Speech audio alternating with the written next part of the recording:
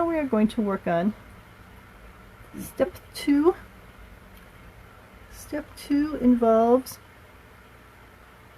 drawing the lines of this image with pen and ink so that it makes a darker edging, which is a style that many people like with watercolor painting. So the pen I use is a Jelly Roll Sakura 06. It just happens to be what the BVAA uses for a lot of their sketching projects. The key point of this pen is that it is waterproof, because we're going to be drawing things on here with pen, and then we're going to be painting over it with watercolor paper. And if we drew with a pen that was not water resistant, and then we started smearing water all over it, the pen would run and black would be everywhere, and that would not be the aim of what we're trying to draw here. So we want a pen that is waterproof. That's really the only important part. So you don't need to get this particular pen. It just happens to be one that we use. So what we're going to do now is, with a waterproof pen, we are going to sketch over these starting guiding lines that we created. And again, the style that I am going for is a casual, loose sketch, as if we just were driving along here, saw this pretty town hall, decided to plunk down and quickly sketch it to get an idea of it, and then move on with our task. So I'm going to go slowly because you guys are watching and want to get a sense of how this works. But in reality, if I was doing this, I would just stop at the Upton Town Hall, I would sketch quickly for like 5 minutes, and then I'd be done, and I'd move on. So just keep that in mind when you're doing this, if you're doing it in the casual urban sketch style, that the aim for it in general is not to be super detailed or precise. It's to have a quick, loose feeling of the scene. So we'll just start at this end. Oh, is this going to be the one that's not working well? Alright, we'll put this in the desk. So I remember which one is the one I need to use the lighter on. Apparently there's a trick where you can use a lighter on a pen and get it to reactivate, and I need to do that with that pen, but not right now. Alright, we've got the roof here. So when you are sketching, you're thinking about shapes and lines, and that way you get through the process quick. Again, I'm going to go sort of slow, in part because I'm trying to sketch around a tripod, and in part so that you can keep up with me and go at your own pace while you're figuring out what sketching is all about. But the idea is not about being super precise. Lines should be a little loose and wiggly and have this sort of energy to it. And if you decide you want to do some sketches which are very precise, careful studies, you can certainly do that too. It's up to you as the artist what kind of art you create.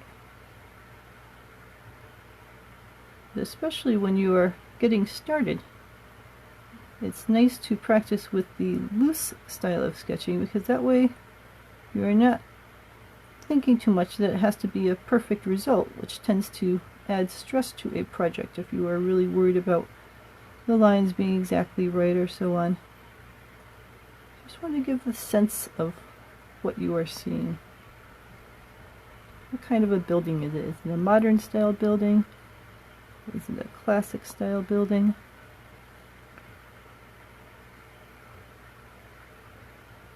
Is it sort of friendly feeling? Is it sort of intimidating feeling? I like this building a lot. I grew up in New England, and these kinds of buildings feel very comforting and relaxing to me. Oh look, it's the kitten. Hello, kitten. Kitten? I don't want you to eat cables, because if you eat a live cable it could hurt you. Yes, you're a very good kitten. Are you going to help? You are so helpful. Where are you going? You're just going to wander around? Here, I'll work on this lower stuff while you are wandering around. Yes, you're a good kitten. Do you need me to make a little space for you over here? There you go, sweetie. And you sit right there.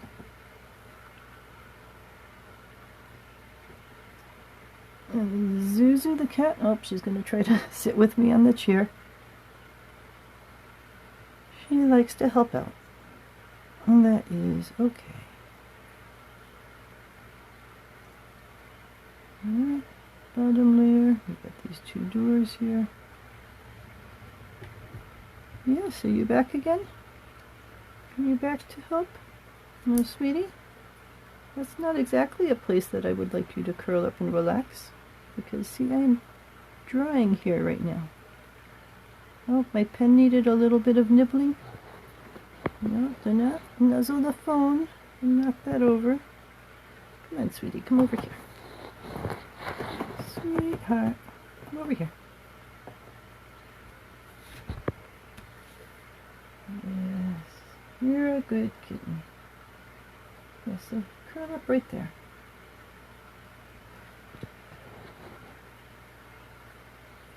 Sweetie.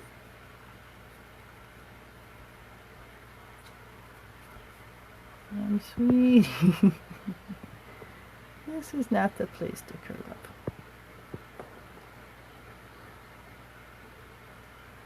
Hey Bob, could you maybe give her a treat or three? Hi. It's like laying right on top. Thank you.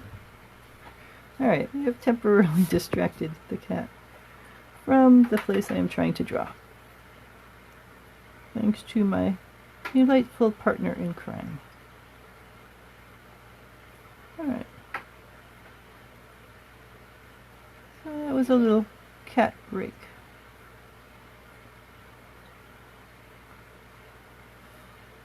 So again, when you're doing this, you're probably doing this a little more quickly. Especially, you know, if it's a cold day or if you were heading somewhere and you just stopped for a moment to take a look at this scene and to sketch it out.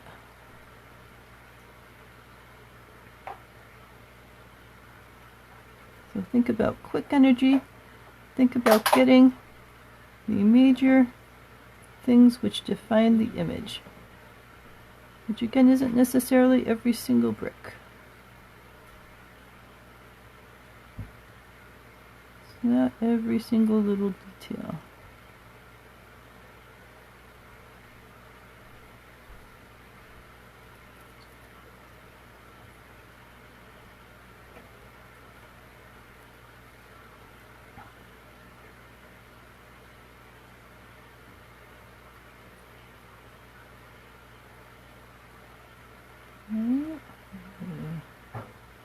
Into up in here.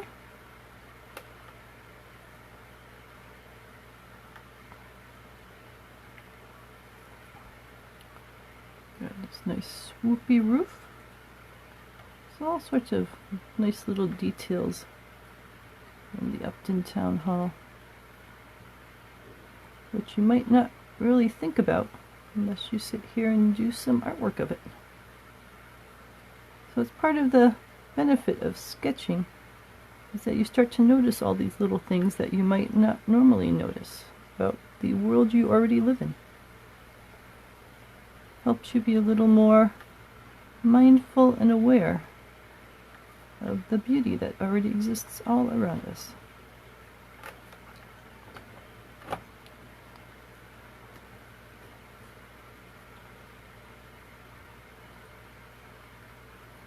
Alright, here we have this. It's a little roof that pokes out like that.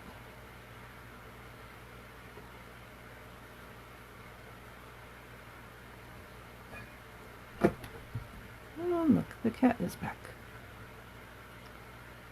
We missed you so much, kitty. Sweetie?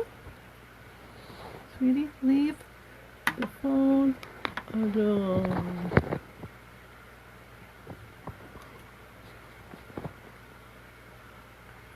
You are a good kitten.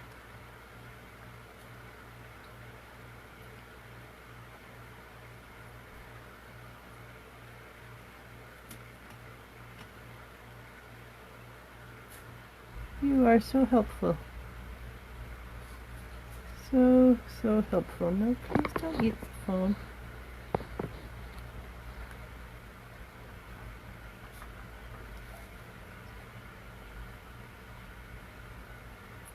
No, just trying to distract the cat for a minute so she settles down over there. Alright. So we got these 3 windows over here.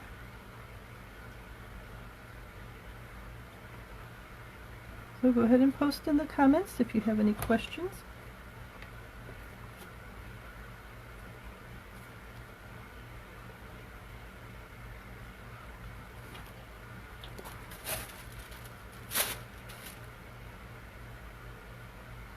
Alright.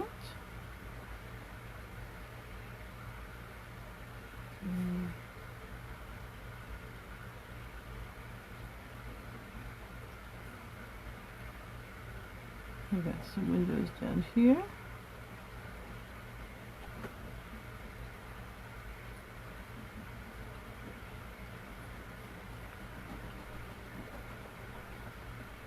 I think I may have finally convinced the cat to go sit in the window for a while.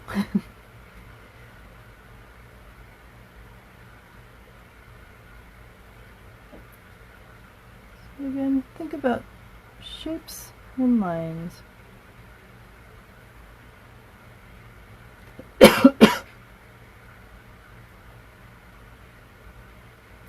We've got rectangles.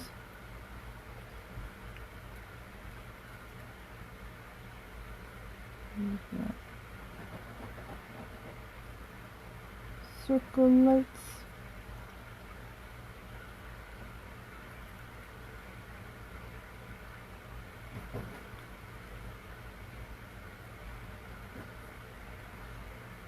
We've got this door.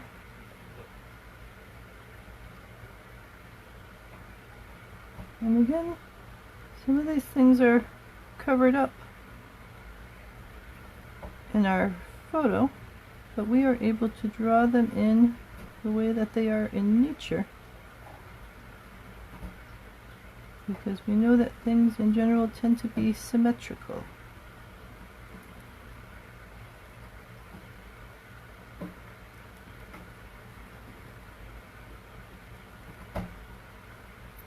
Right.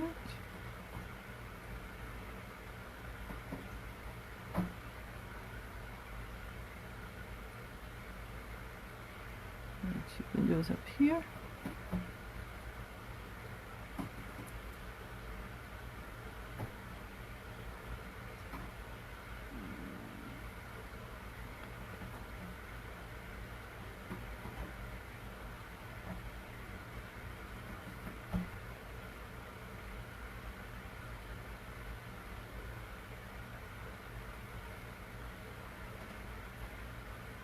There's the inset windows.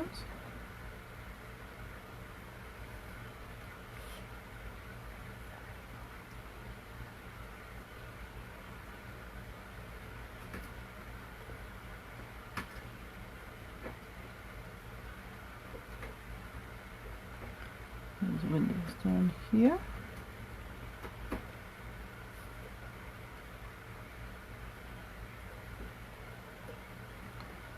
All of these have a little sill.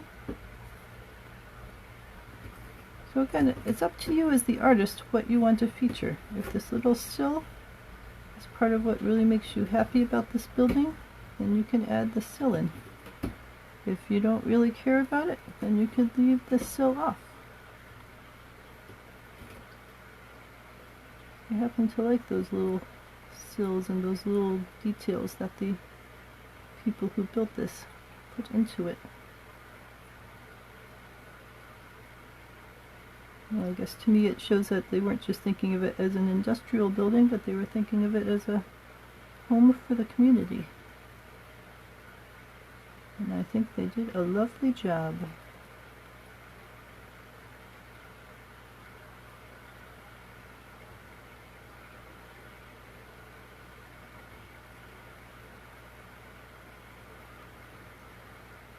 We've got a window down here.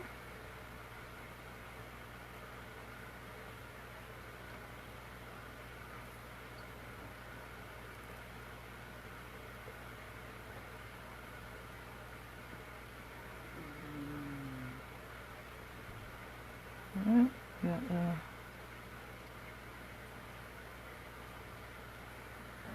beam up in there. And this starts up again. And just look at all these nice little details that are involved in this. There's a little planter. We got the railing.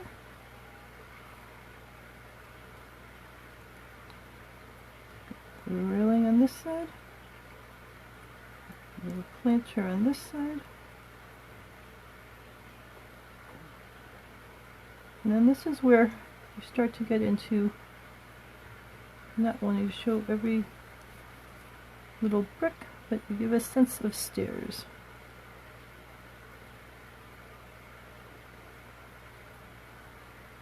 Trying to draw backwards here because of the tripod. So I'll just do it this way.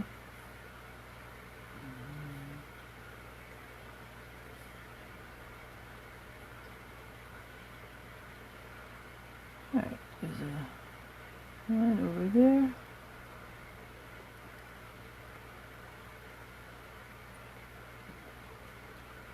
And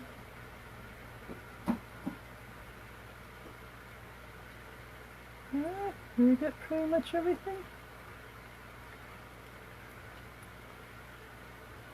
It's sort of hard to see what the roof is doing here.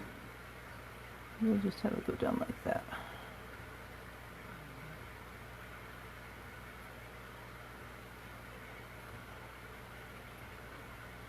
Alright, I think we've gotten all the main details in for our sketch.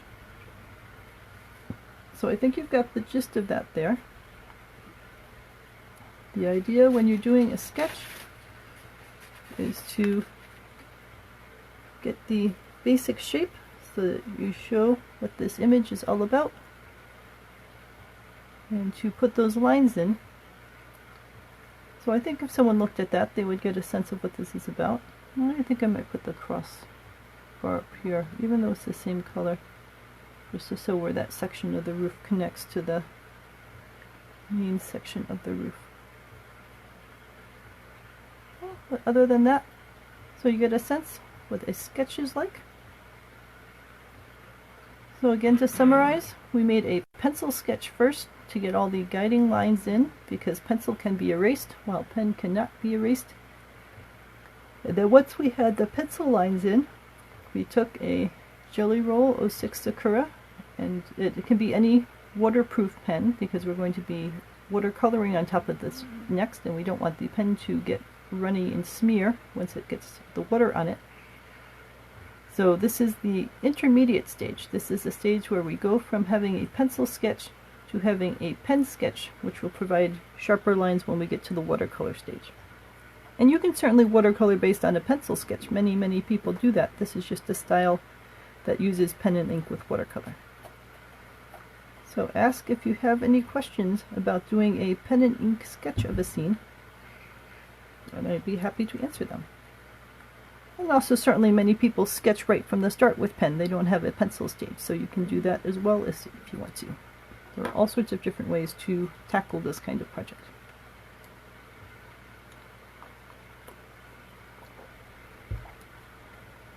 So once you have the lines drawn, whether you choose to do it with pencil or with a pen and ink sketch, now comes the watercoloring stage.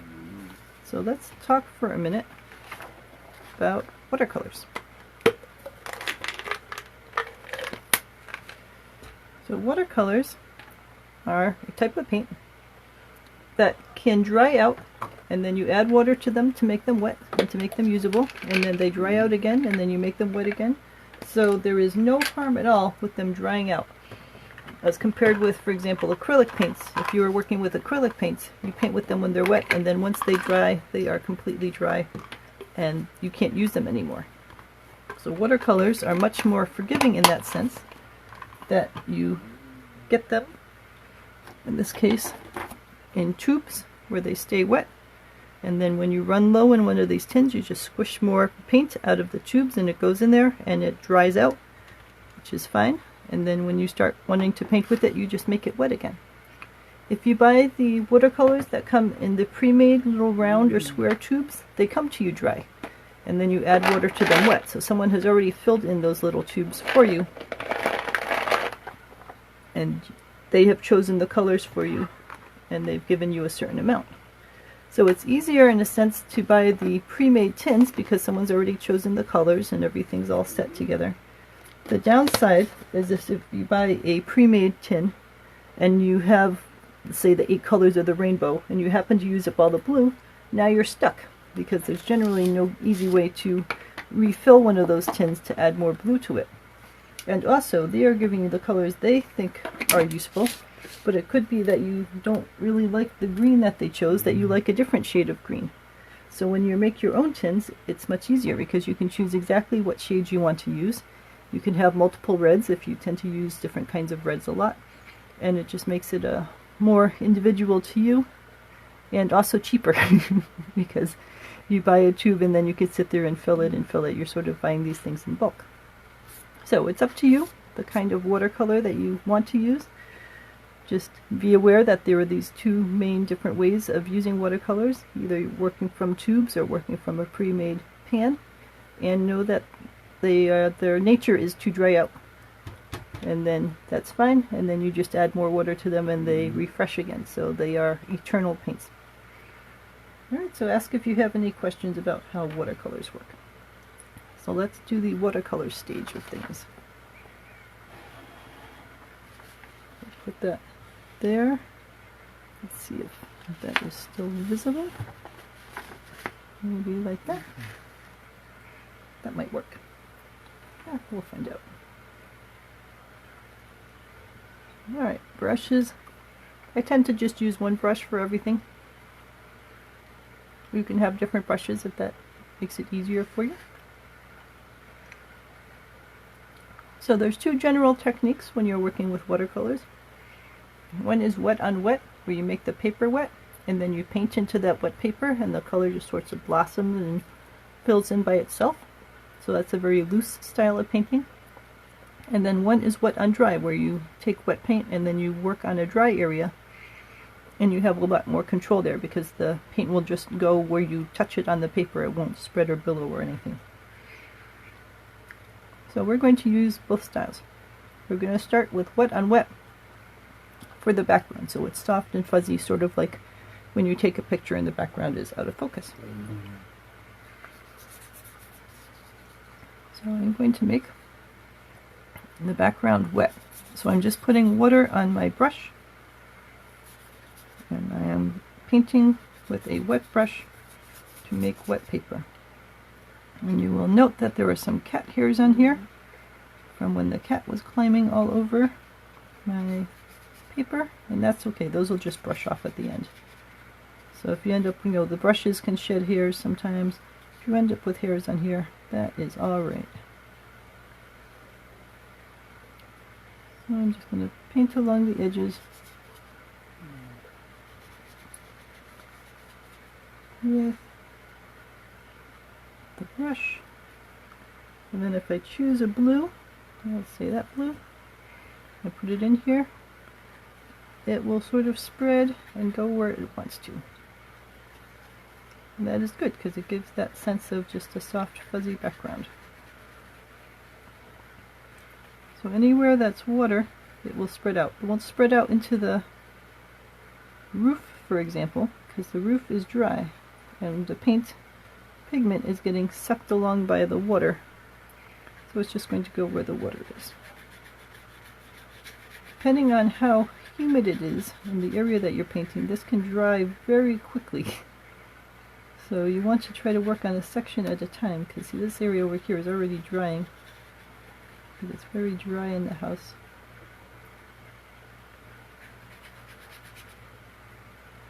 So I only got half the sky wet here because I knew that it wouldn't be able to last and get the whole thing.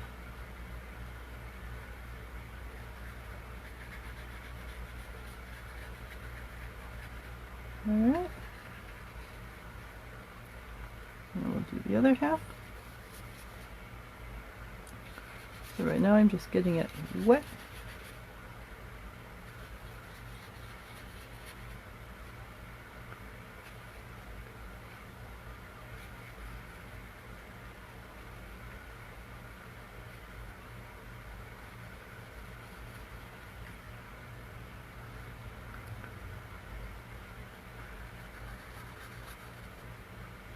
You'll note that the paper is sort of curling a little. This is a natural reaction of paper to water, because at this point the top half of the paper is wet and the underside of the paper is dry. So I tend to just let it curl, and you can just flatten it out at the end because it doesn't really matter.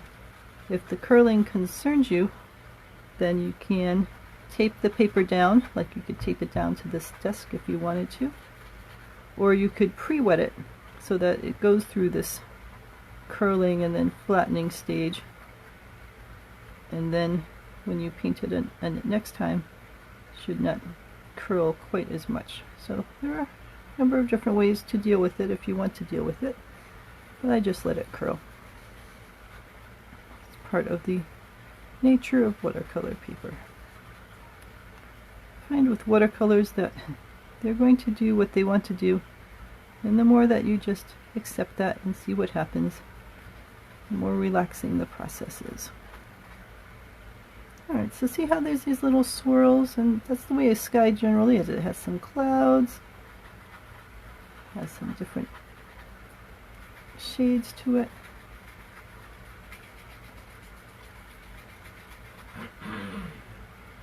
Alright, so we got some blue in the sky.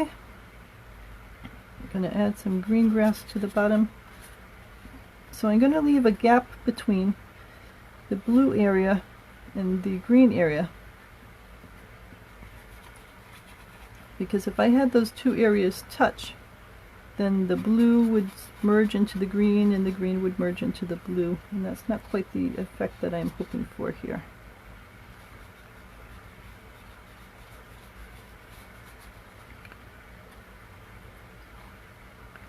Alright, so I've got the bottom area painted in with water, and I'll choose a green.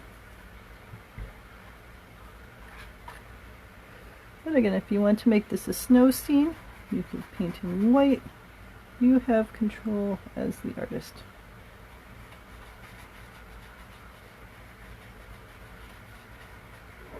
You know, I could paint it in with the road and everything, but I'm not in a road kind of mood. I'll just say that this is green.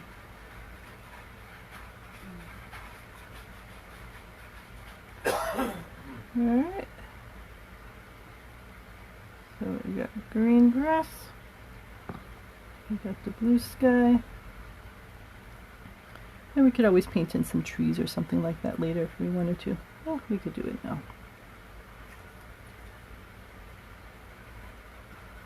We could just put in some random green as if there were trees over here.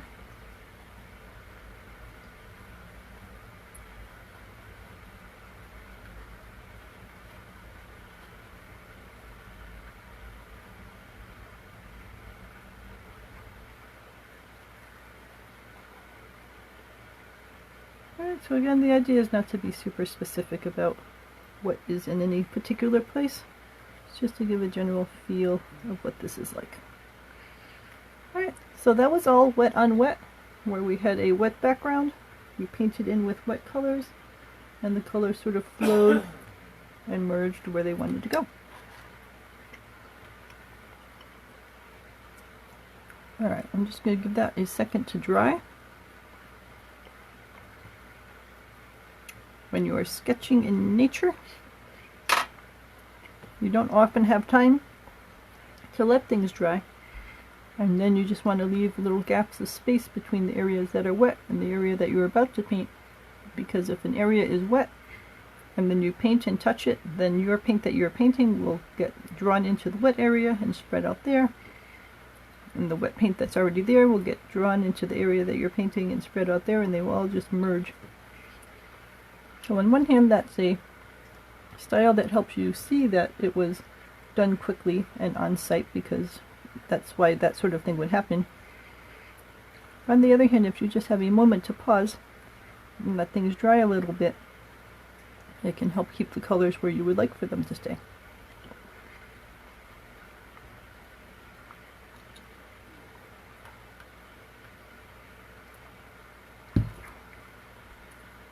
Alright, well, let's go ahead and work on the roof. And if the colors merge a little, then that's alright, because we are trying to show this quick, casual style.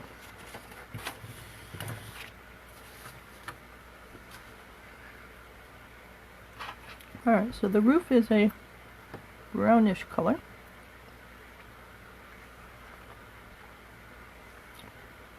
And there's actually two different colors. This main center roof is one kind of brown, and then that other roof over there is more like a gray. So we'll start with this.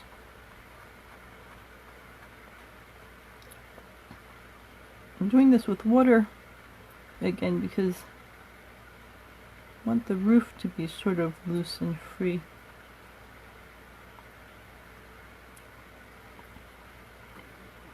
But we'll see how this goes.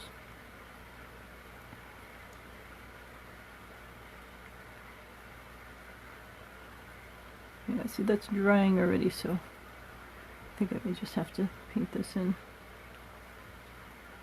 right on it.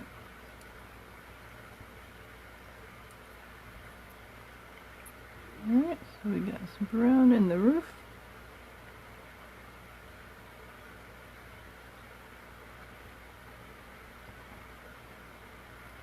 So yeah, I want to be careful about getting too close to that blue, which is still wet.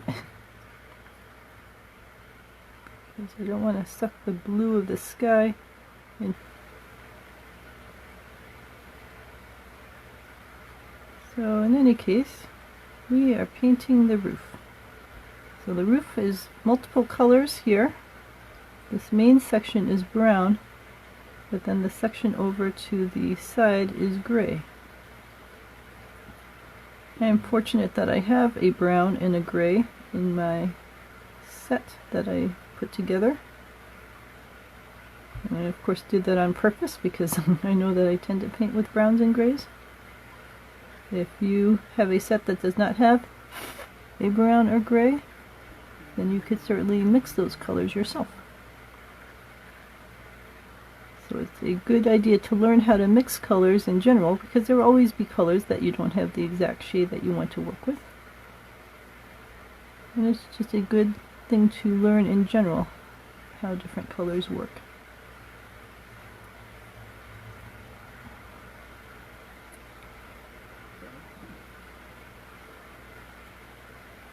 Alright, so we got the browns in there. This little nook in here is sort of a darker brown.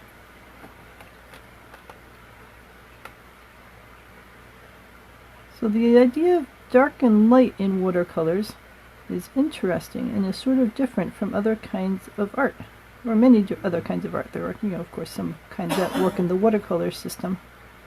But in general, when you look at a watercolor painting, it has sort of a glowy feel to that. And that's because you can see through watercolor paints to the paper. And the paper is white. So if you have a light coat of paint on, then the area seems very light. And that's because the light of the room is going through the watercolor paint, bouncing off of that white of the paper and coming back at your eyes. And it gives it that sort of glowy backlit feel. So the way to make it darker is to put on more paint so that you are blocking the ability of the light to get through it to the paper to then bounce out. So this is the same color brown, and all I did was put this color brown on light and put this on darker, put it on thicker, so that it blocks the paint, blocks the light more from getting to the paper. So think about light and dark in terms of how many layers of color you've put down to block the light from getting to the paper. And the same thing with the blue. You can see some areas over here are darker blue. That's just we put more paint down and it's blocking the light more from getting to the paper and coming back out at us. So there's lots of little details underneath the windows, but I will do those last, I think. In general, when you are painting with watercolors, it's a good idea to go from light to dark. Because, for example, on this light area of the roof, if I then wanted to add some detail, add some detail on top of it, I could put a darker color down, and the darker color would block up the lighter color. You know, if I wanted to make an area darker like that, I would just put the darker color on top. And it would block the light from getting to the paper, and it would be darker. But if I painted this down dark, and then I wanted to make an area lighter, I couldn't really paint something on top of it and make it lighter, because the more layers I put on it, the darker it's going to get in general. Because you'd have more layers of paint blocking the light from getting to it. So things get darker and darker the more layers you put on. It doesn't get lighter and lighter. So if I want to leave this light, I want to leave it with just a faint layer of paint on it and not put anything else on it. So it's good to do the light areas first, and then add layers upon layers to make some areas darker if you want darker areas. The other thing with watercolors is you think about what areas are wet, and you don't want to paint next to them. So if this area here is wet, I don't want to work on this area just yet, because if this is wet and that is wet, they could run into each other. So instead I want to work on a different area that is not proximate to those two, to give those areas a chance to dry before I come over close to it. So often on watercolors, you work on one section, and then you work on a different section, and then a different section, and so on.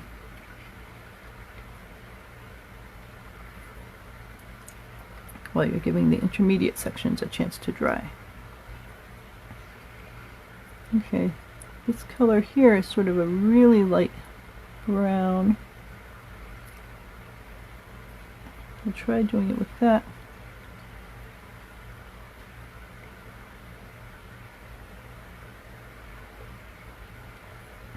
I'm going to do that for the stairs.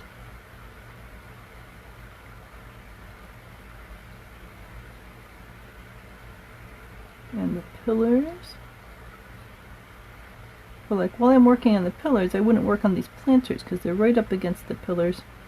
And it would be very easy for the color from the planter to run into the pillars and vice versa. So it's better to put that down and then to work on something else while that dries. It's also worth noting that when you put down watercolor paints, they will lighten as they dry.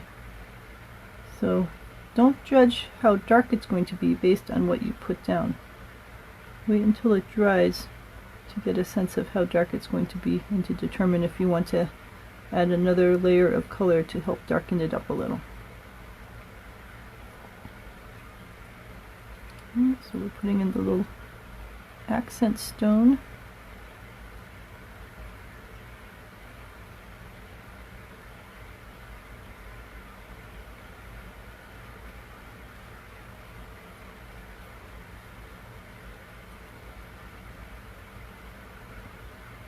Over here, the accent stone rises a little higher.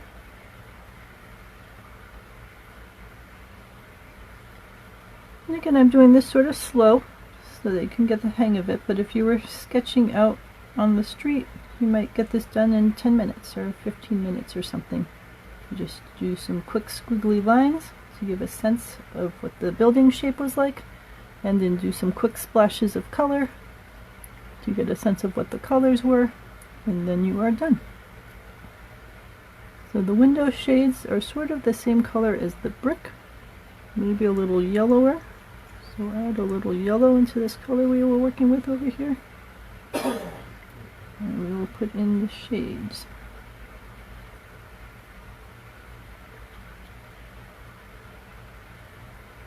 And again, we're sketching. These are just little splashes of color.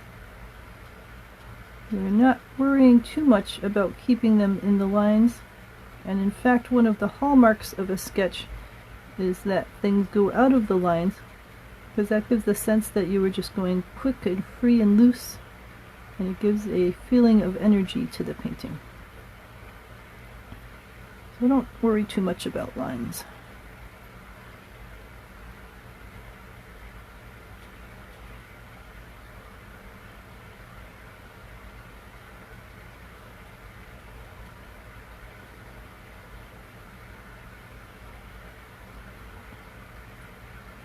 Shades up here.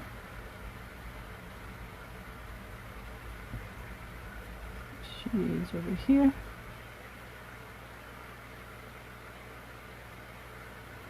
And put the shades over there.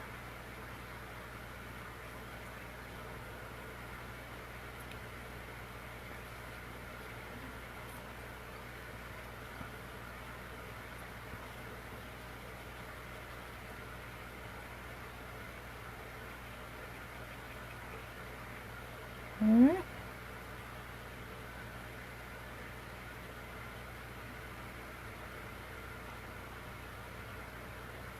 Alright. And that is drying very quickly because they're just little spots. And I suppose this little grid up here.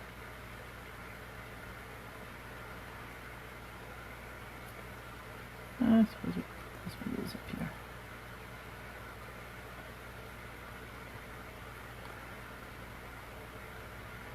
Alright, that beam right there is actually one of those grayish colors.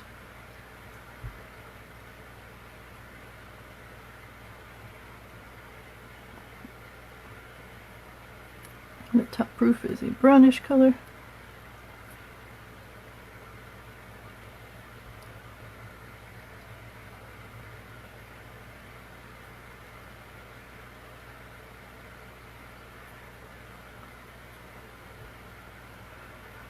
Alright, so I think the area on the left now is dry enough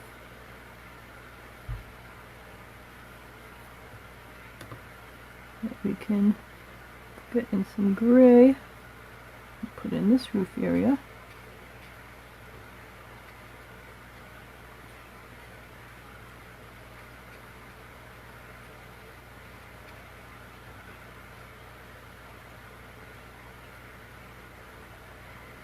Alright, so that's that gray. I'm not sure that anything else really is that kind of a gray.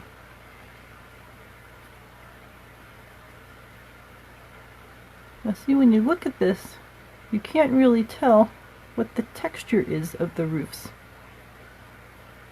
because it's just a single color. And that doesn't give you a sense of whether it's shingles or, who knows, a thatched roof or something else. So that's part of what can get lost when you're doing a quick sketch. And that's why you do these little lines like we tossed in for the stairs, to give a sense that there are stairs there. So you can do the same kind of thing over here. One kind of thing that you can do is put in a little patchwork. So if we get some darker gray, just by having less water on the brush and more pigment, and put in some little speckles, so like that. You don't have to put every single one in, but just to give the sense that there are shingles there. It looks a little dark right now, but again, when that dries, that'll dry later, and now you've got a better sense that those are shingles. And you can have the same thing here in this brown roof here. So again, what we're going to do is rinse the brush off so it is clean, and then get a little bit of paint on there so that the paint is darker, and then just put a few little shingly bits. The idea is not to put every single one in. We're just giving a sense that this is a shingled roof and it has some texture to it.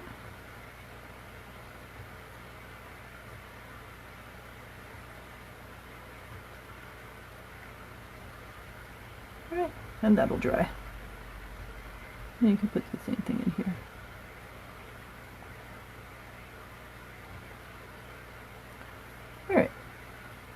So the roofs are drying. Let's think about the brick. What color is brick? Brick is sort of red, but sort of orange. So let's try this red. I'll just stick it over here. That's a good brick color. Alright, we'll start down here in these sections where it is drier.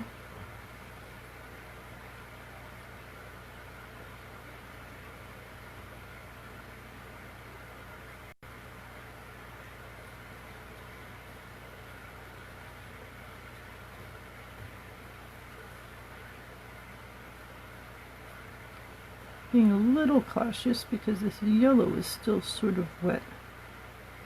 But again, you just sort of have to accept when you're doing a quick sketch that sometimes colors will run into each other, and that's the nature of how the painting works. And you try to avoid it, but if it happens, then it's part of the speed of the sketch.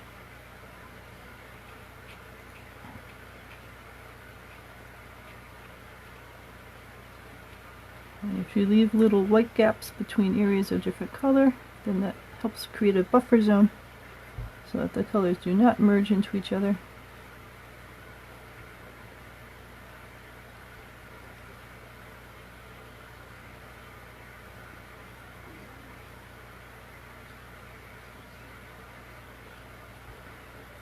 Alright.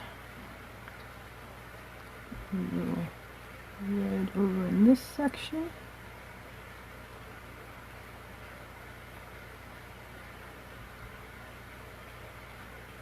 And again, you could ask yourself, how does a viewer know that this is red brick and not just a red painted flat building?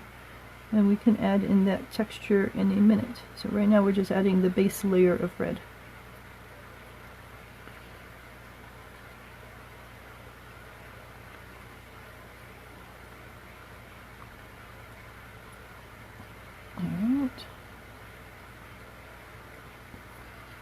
This is a little tricky for me. Normally I would turn the paper upside down, but I'm trying to keep everything right side up for you. And in general, when you're painting your own painting, you can twist and turn the paper whatever way makes for it to be easiest to get to.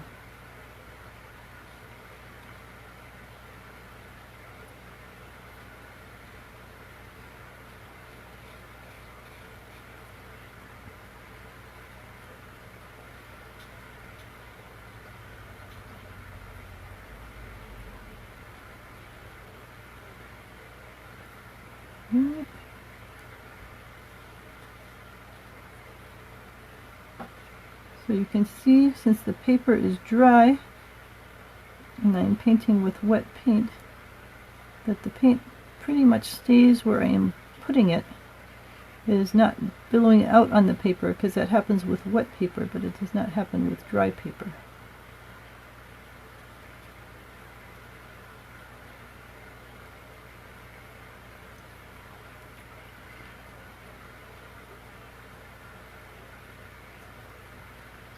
Seeing a little got into the shade there. That is alright. It's the nature of fast painting. A little bit of color crossover gives that sense of quick, brisk movements.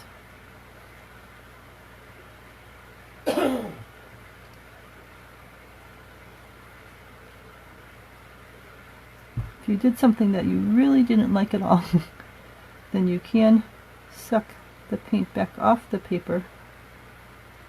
And you would do that by cleaning the brush thoroughly so it's nice and clean, and then drying the brush out so it becomes like a sponge, and then when you touch it down to the paper, it tends to lift wet color back up off the paper. So it's a way to sort of erase watercolor. Then you could do that with a paper towel as well.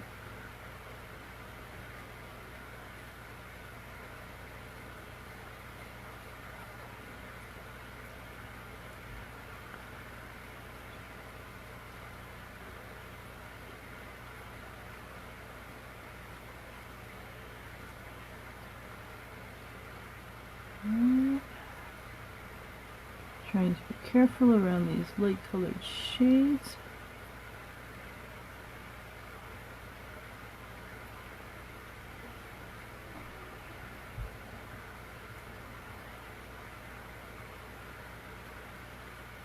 Around those lights.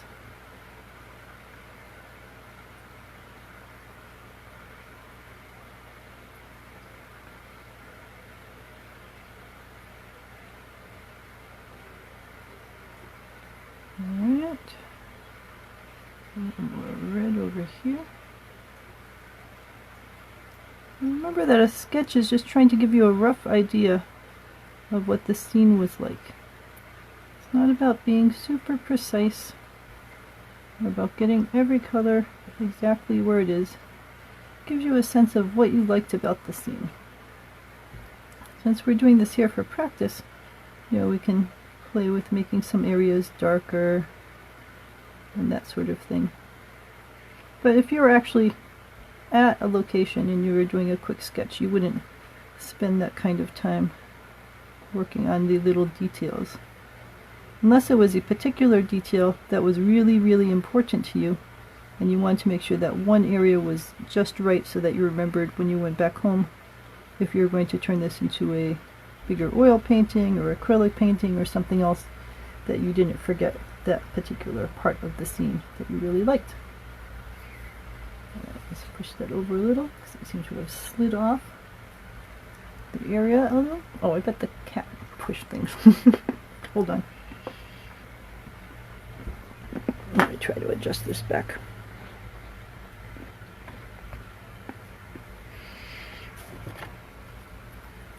Here we go.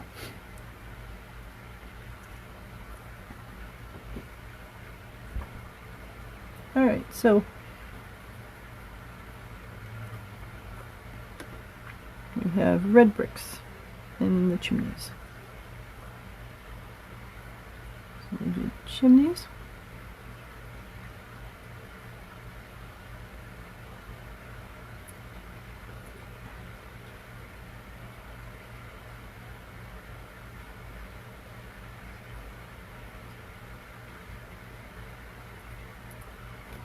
And a red brick up here.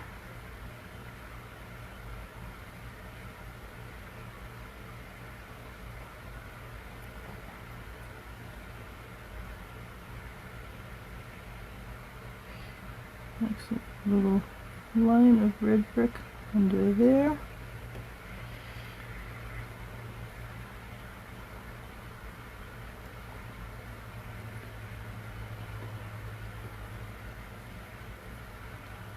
Alright, this roof on the left is gray, but it's a bit darker gray than how that has come out.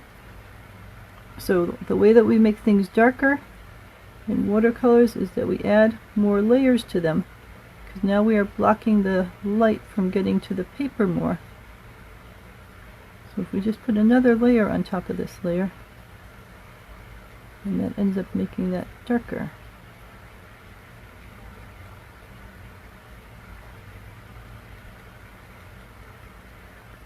Alright, see how that darkened that up?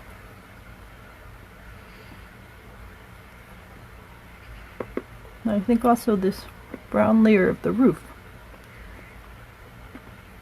should be a bit darker.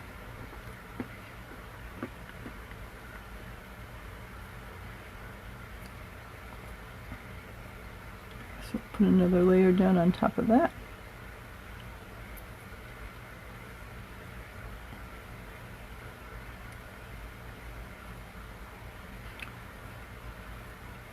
But again, this starts to get into the realm of, are you doing a quick sketch, or are you trying to get too picky about things?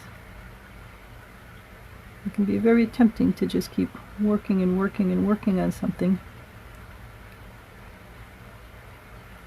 But it's a good practice to just do a quick sketch and get the gist of an idea, just to get a sense of it. So we'll put this a little darker.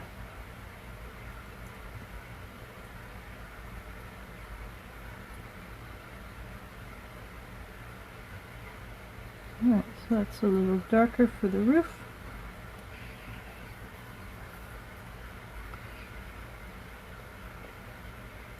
The bottom halves of the windows are much, much darker. See how this color works out. Yeah, that might be a good color for the roof, or not for the roof, for the window bottoms.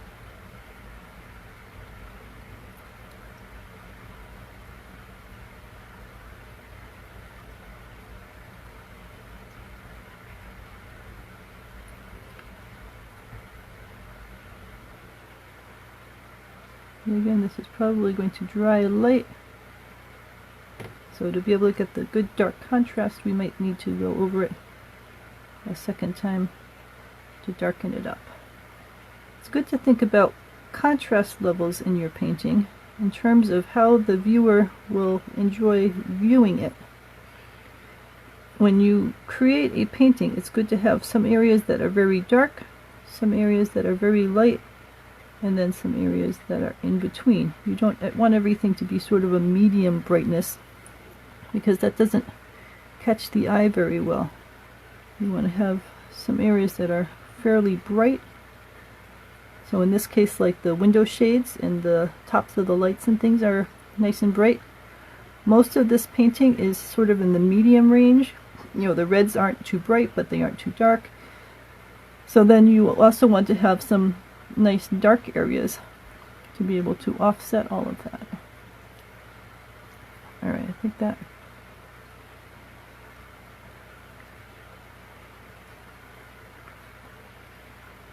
to get this little edge right here.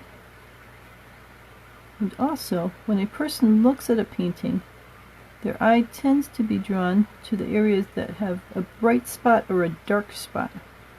Oopsie. So that brown was still wet and the red touched it. So what I'm going to do is I cleaned my brush off so it had no paint, and then I dried it. Now I'm using it as a sponge. I'll have to suck out the red before it gets too far.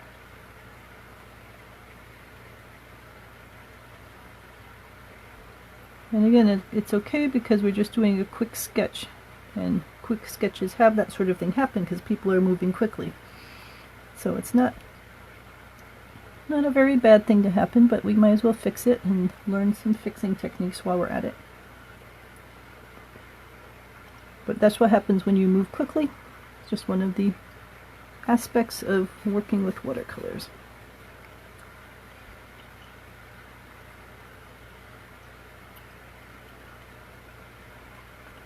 Right. The doors down here are very dark brown.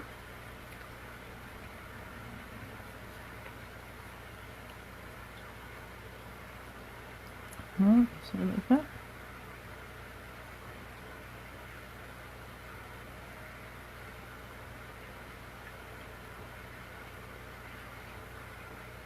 Maybe a bit more green to it for some reason.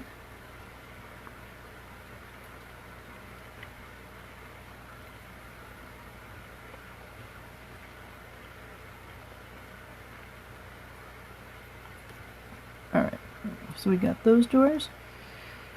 The main doors are also a dark brown, almost like a green.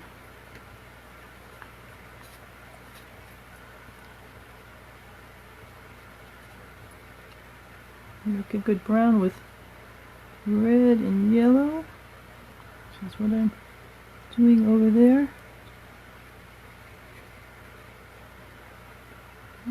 Add a little more of this brown in.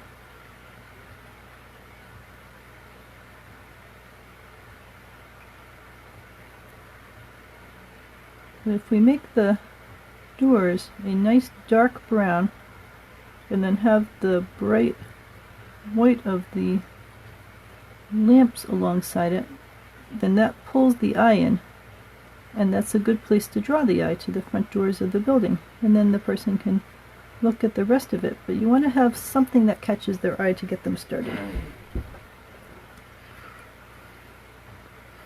This Upton sign. Now it would be fairly hard to put in this dark background and to leave little holes exactly where it said Upton Town Hall to leave those to be bright for the yellow. So I am not even going to try doing that.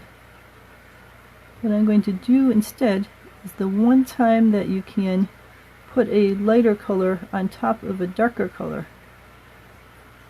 And that is by using a non-see-through white. So this is called bleed-proof white. This is by Dr. P.H. Martin, but lots of different people sell a bleed-proof white. And that is a super bright white, which will sit on top of all the layers of the paint and look very white. So at the end of this whole process, I'll choose a little tiny brush and I'll put in Upton Town Hall with the super bright white, and that'll sit right on top of everything and be visible. Alright, see how light the brown of that little dormer roof is now? That used to look brown when we painted it. It used to look the brown of the roof, but now that we've put in the second layer on the other roof area, that looks almost white. That's how pale it got. So we're going to take a little bit of this brown and put it in so that it becomes a brownish color again. And I actually like it being a little different colored brown so that it stands out more as this dormer roof instead of just blending in too much with the surrounding brown. That needs to be brick. I was waiting for the outside to dry.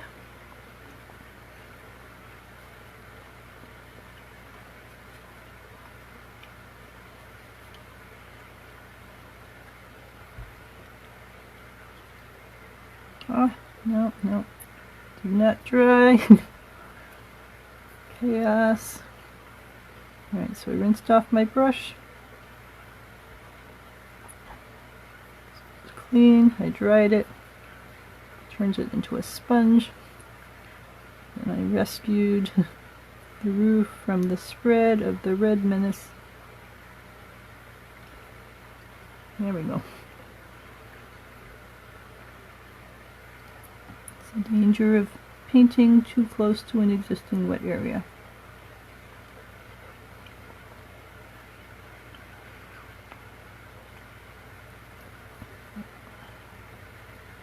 Oh. But see, when you're sketching, you're trying to be quick. And that's the whole point. So those sorts of things are just going to happen. Normally when you're sketching, you don't have time to sit around and wait for one section to dry and another section to dry and so on.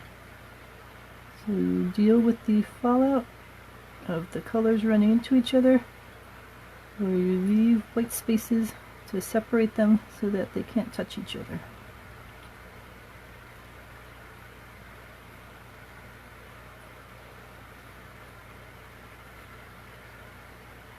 Alright, so see how the black of the poles and the dark of the doors draws your eye into that particular section? And that gets you started and also gives you some nice contrast in the image. And then your eye goes out to look at some of the rest of the parts of it. Let's put in the planters. Planters are sort of brick color, but sort of not, so we'll create some sort of a medium red around here.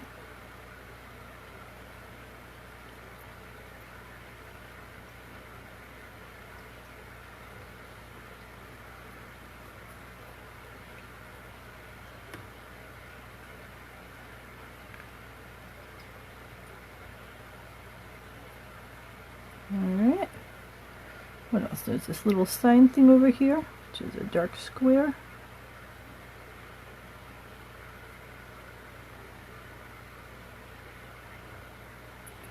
Oh, and we were talking about how the brick should give a sense that it's brick instead of just a red painted side of a building. So again, just like with the roof, we want to put in little pricky bits.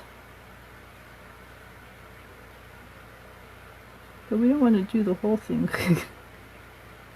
because we are just sketching. So just put in some little brick areas.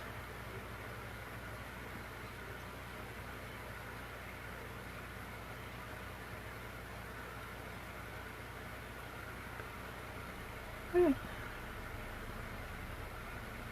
Just giving a brickety sense.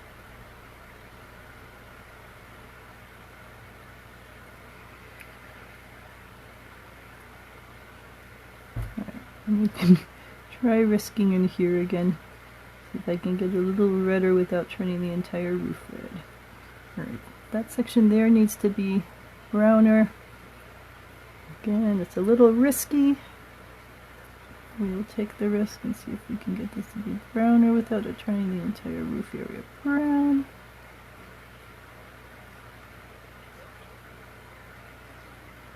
Alright, that seems to have worked. Should be a little brown edge in here.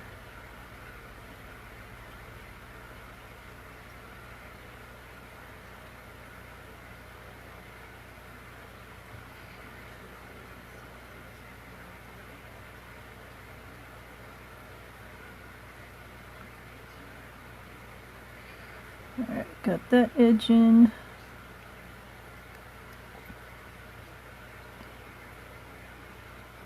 I suppose we could darken the sills under the windows, but again, you don't want to go overboard and start putting in too many details, because this is supposed to be a quick sketch. But and also you have to be careful.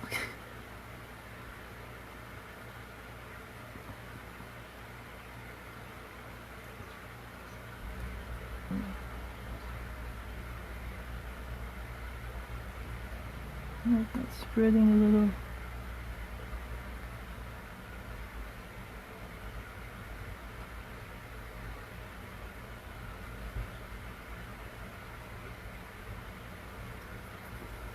I'm cleaning my brush so it's clean.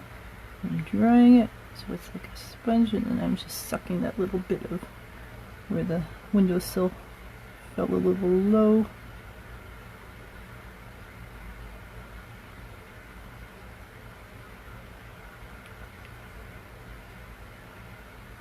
Right, now I feel sad for the windows. I didn't put sills under. So I'll just add some quick little sills under these two windows just so they match.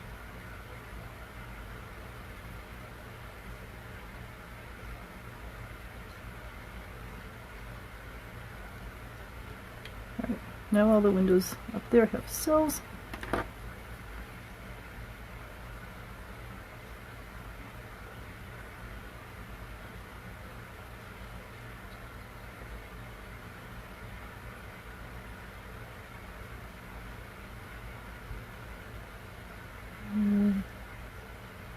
So area up there.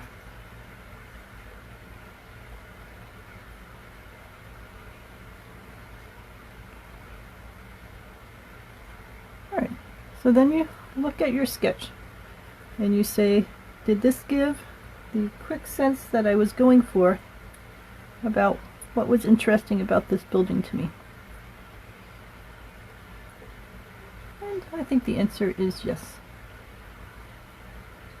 I got a sense of the cool architecture, the different peaks of the roof, all the little different kinds of details that they put in to make this building so interesting.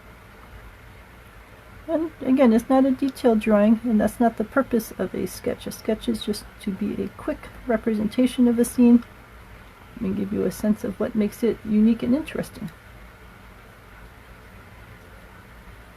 So ask if you have any questions about doing a pen and ink watercolor sketch. This is the Upton Town Hall, so you can drive into Upton and see it anytime you want. It's right down at the center, and it's a beautiful building, so it's worth going and taking a look at.